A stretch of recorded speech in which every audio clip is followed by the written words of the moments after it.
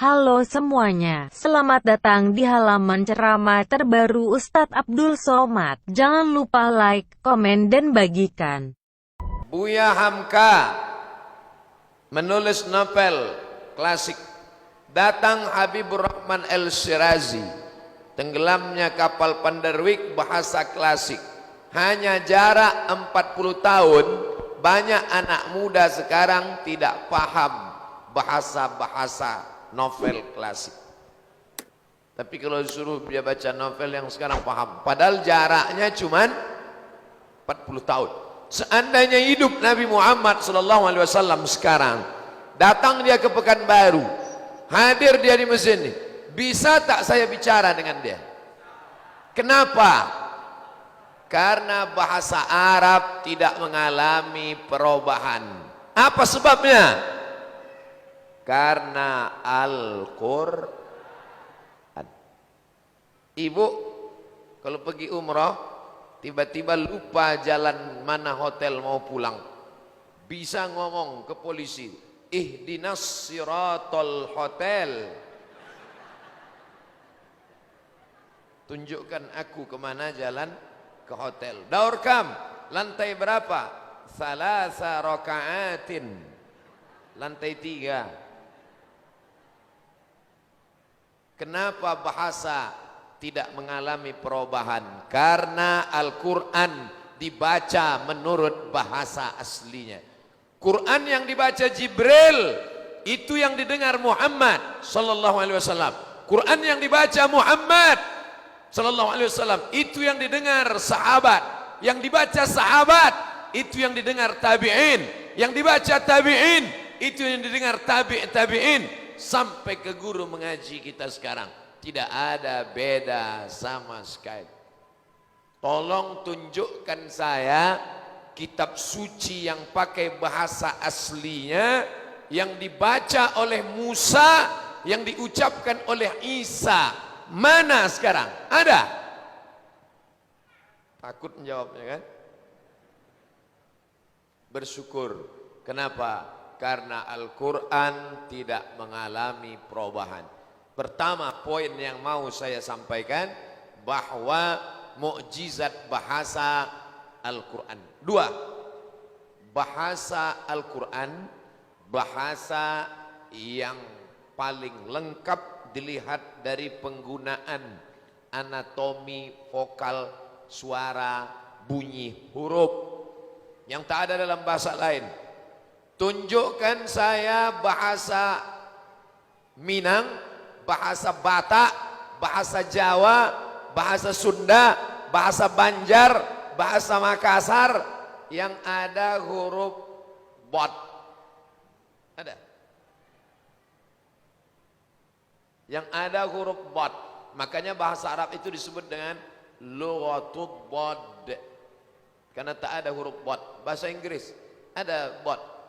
What is bot? Yang ada what is that? Huruf to tak ada. Huruf a tak ada. Huruf wa tak ada. Huruf tha ada. Health, WHO, World Health Organization. Shin ada. Workshop, shopping center ada.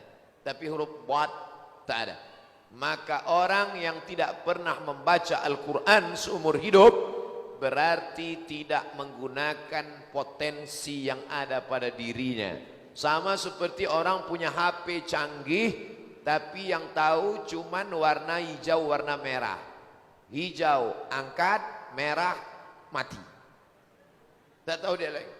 MP3 tak tahu, MP4 tak tahu, Instagram tak tahu, YouTube tak tahu. Tapi benda-benda itu ada di HP dia, tapi dia tak tahu menggunakannya.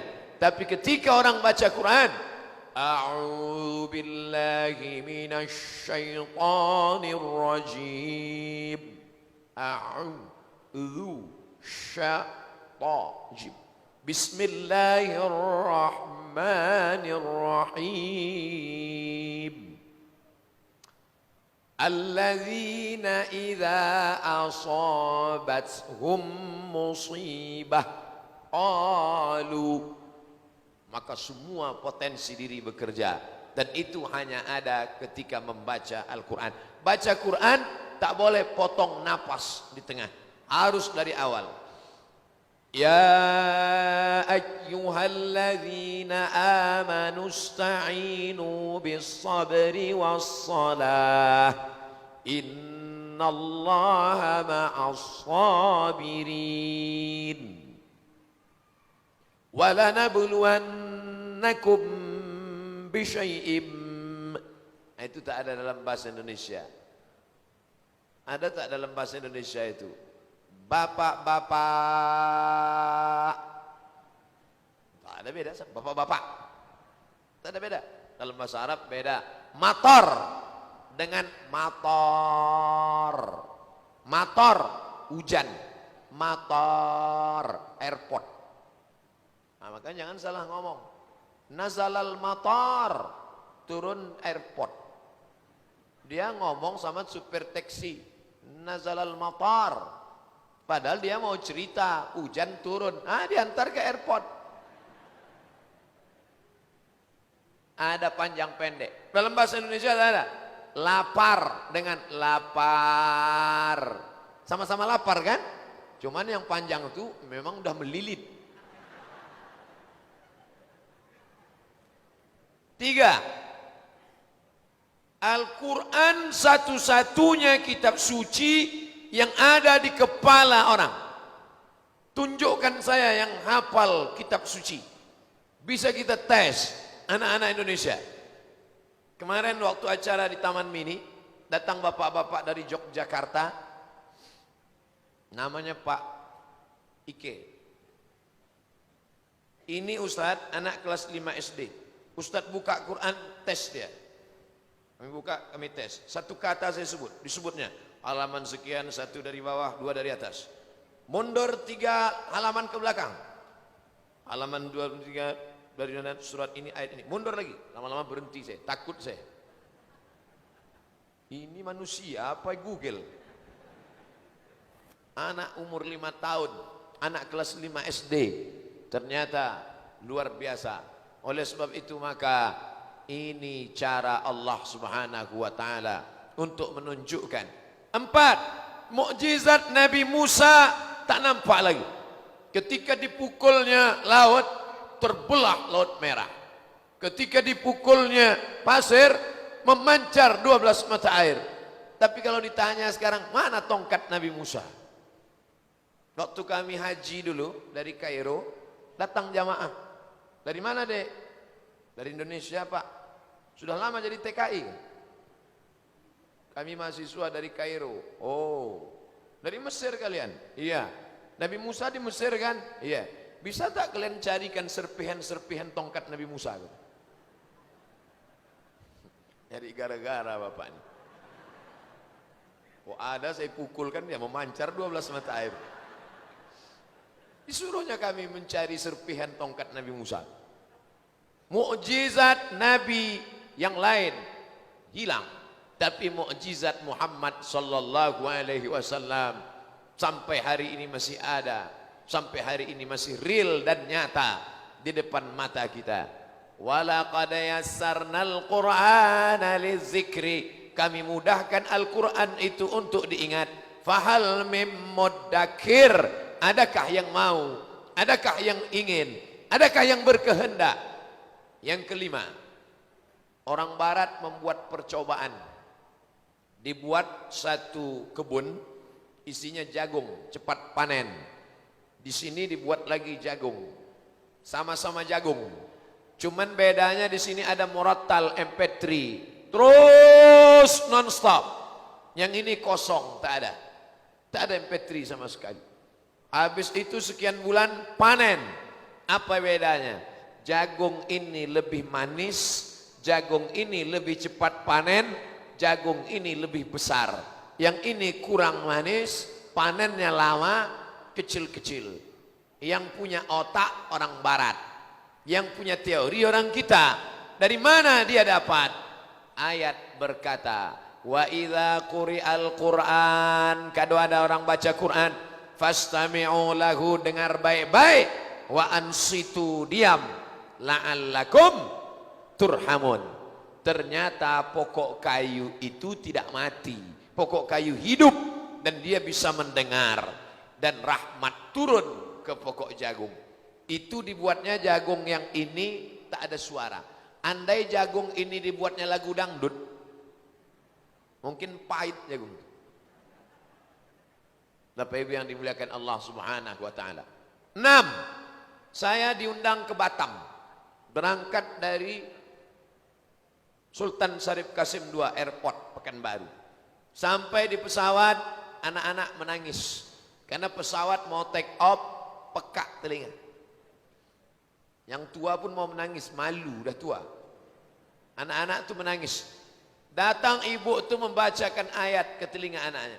Bismillahirrahmanirrahim. Allahu la ilaha illa huwal hayyul qayyum. Anaknya diam. Begitu selesai ibu itu membaca, wala yauduhu hifzuhuma wa huwal aliyyul azim. Berhenti ibu itu membaca, anak itu nangis lagi. Dibacanya diam. Berhenti ibu itu membaca, nangis lagi. Sampai beberapa menit, saya mau bertanya, segan lakinya dari situ. Seram pula. Bayangkan, kenapa anak itu tenang, padahal telinga memekak pesawat mau take off? Karena Allah berfirman dalam Al-Quran, Huwallazi anzalas sakinata, Allah yang menurunkan ketenangan fi qulubil mu'minin, di dalam hati orang yang beriman. Hati anak itu tenang karena Al-Quran sudah berada dalam hatinya. Maka diturunkan Allah Subhanahu wa taala ketenangan ke dalam hatinya karena Allah yang memiliki hati.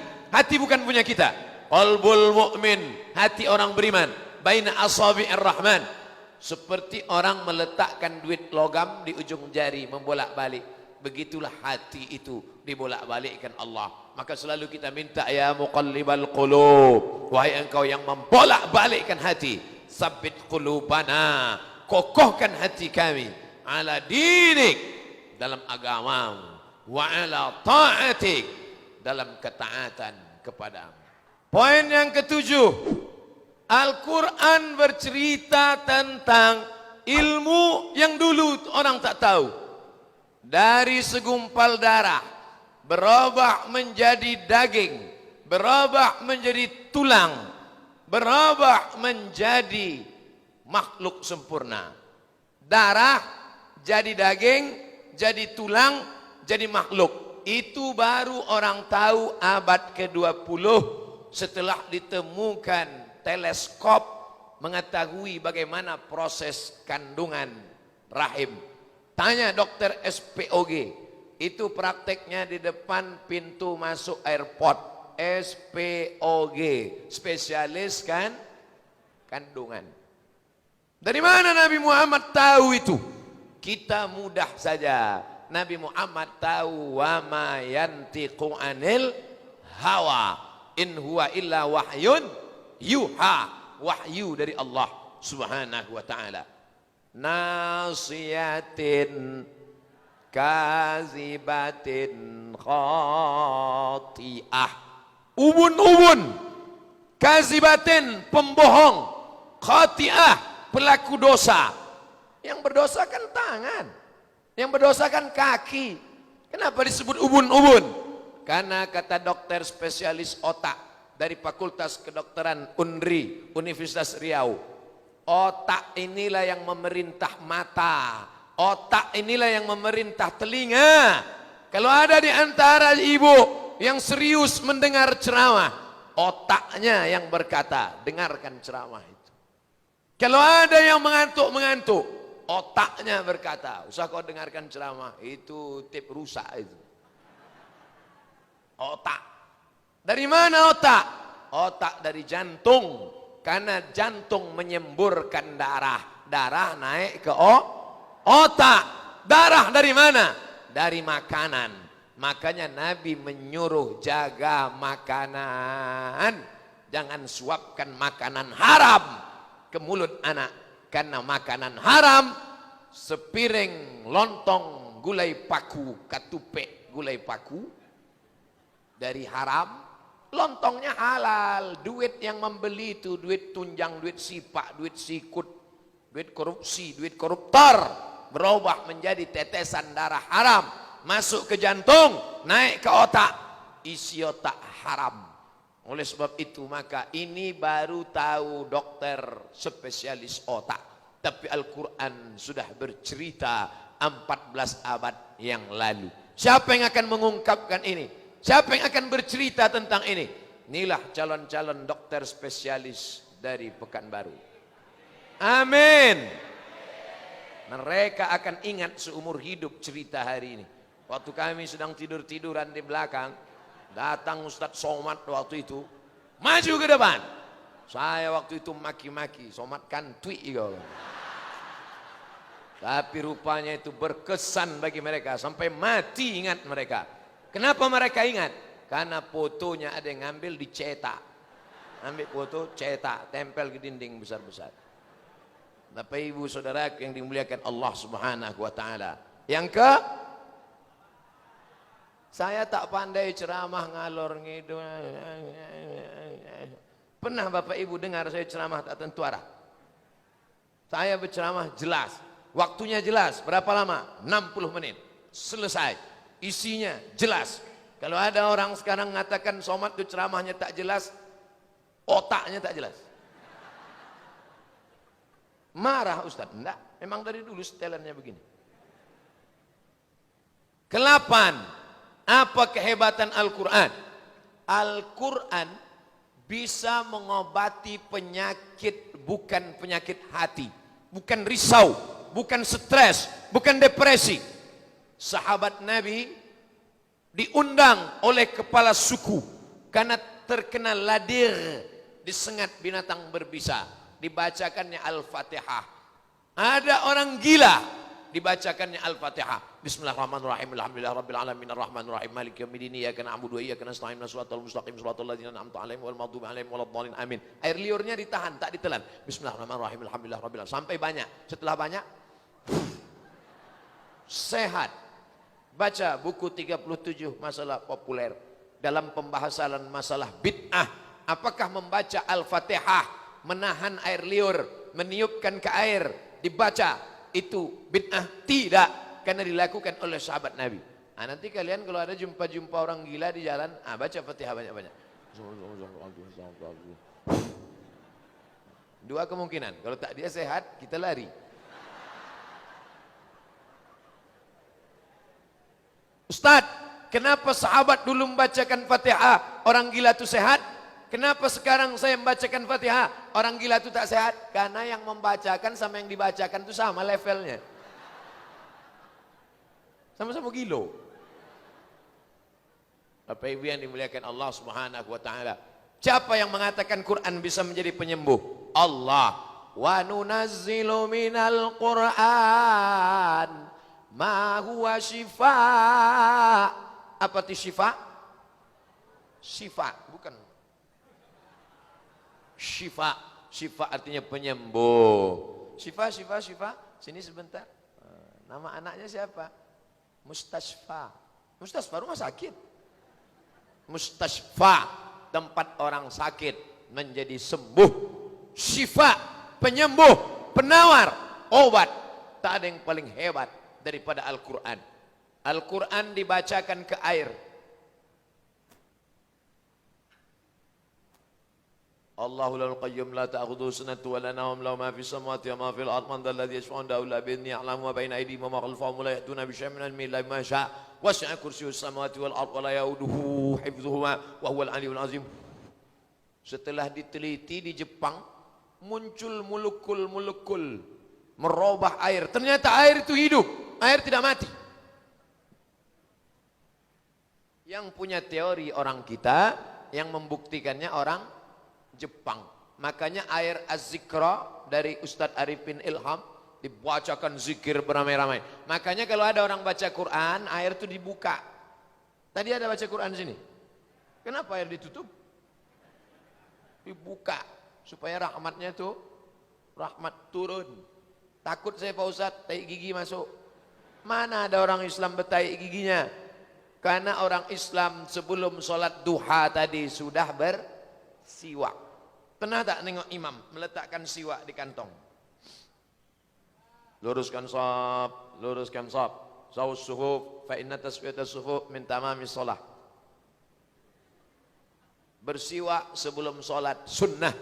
Laula an asyqa ala ummati, kalau tidak memberatkan bagi umatku, la amartuhum bisiwak, kusuruh mereka bersiwak inda kulli sholah, setiap mau sholat. Yang ke-8, saya mau ngetes saja, jamaah ini masih ingat apa tidak? Nah, ada sebagian jamaah itu terserahlah Pak Ustadz, mau 7 mau 8, yang penting cepat selesai. Aku udah mau stres segini udah. Yang ke-9, inna khalaqanal insan, kami ciptakan manusia min nutfatin, dari sperma, amsyajin, bercampur dengan sel ovum, sel telur, faja'alna, kami jadikan dia sami'am basira. Surat Al-Insan. Hal ata 'alal insani hinum minad dahri lam yakun syai'an madhkura. Inna khalaqnal insan min nutfatin amsyajin nabtalihi faj'alnahu sami'an basira. Anak dalam kandungan bisa mendengar, bisa melihat. Siapa yang ngomong? Dokter. Waktu saya ceramah di sini, ceramah beberapa tahun yang lalu, datang surat dari dokter di belakang. Ustadz Somad, saya dokter. Ayat yang Ustadz bacakan tadi bercerita bahwa janin bisa mendengar. Itulah yang kami pelajari di dunia fakultas kedokteran, bahwa janin bisa mendengar. Maka ibu-ibu hamil datang ke Ustadz. Ustadz, ya, saya mau baca Quran. Nah, bacalah semuanya. Banyak betul Pak Ustadz. Kira-kira yang pendek-pendek aja Pak. Baca surat Yusuf. Supaya anaknya nanti takut berzina seperti Nabi Yusuf. Tujuan Ustadz begitu. Ibu ini salah paham. Disangkanya dibaca surat Yusuf, anak ganteng macam Nabi Yusuf. Begitu lahir, PKI, pendek kecil hitam.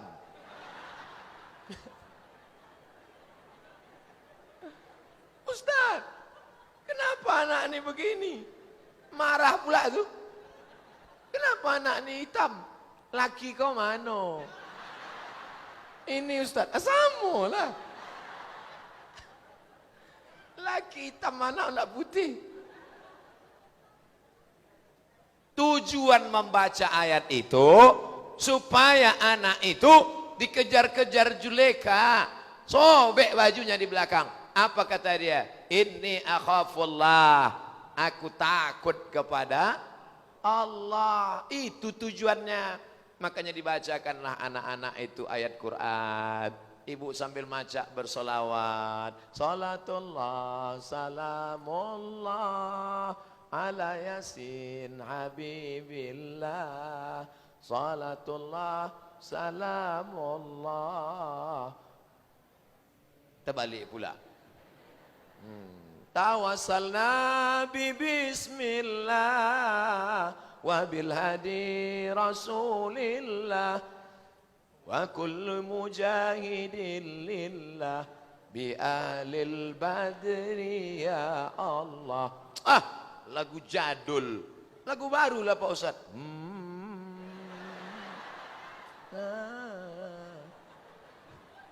Dah itu aja ya, sambung lagi. Bapak Ibu yang dimuliakan Allah Subhanahu wa taala, anak di dalam mendengar. Saya sampai jam 9.15, habis itu saya jawab beberapa pertanyaan berikut nih. Ada beberapa pertanyaan. Yang ke-10. Yang ke-10, setelah diadakan percobaan otak yang membaca Quran dengan otak yang tak baca Quran, warna merah, warna biru. Warna merah, warna biru. Katanya warna merah sama warna hijau Pak Ustadz. Itu lampu traffic light. Merah, hijau, kuning. Merah berhenti, hijau jalan, kuning gas sekencang-kencangnya. Itu yang tak betul. Nah, otak itu kalau tidak dipanaskan beku dia. Bagaimana memanaskan otak kita? Dengan Al-Quran.